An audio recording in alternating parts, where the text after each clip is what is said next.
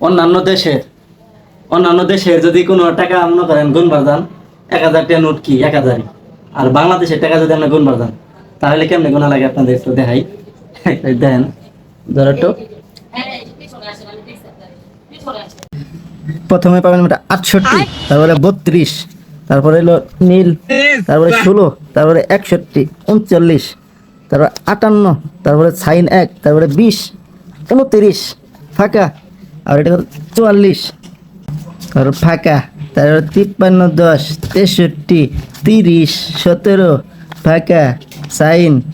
আবার হিসাব করে 87, 28 ফাঁকা ফাঁকা, 81, 29, 49, 56 ওকে, 56 ফাঁকা, হিসাব করে 48 ফাঁকা ফাঁকা। যত হিসাব আছে বাংলাদেশের, যত হিসাব আছে সব এই টাকার মধ্যে আপনি পাইবেন।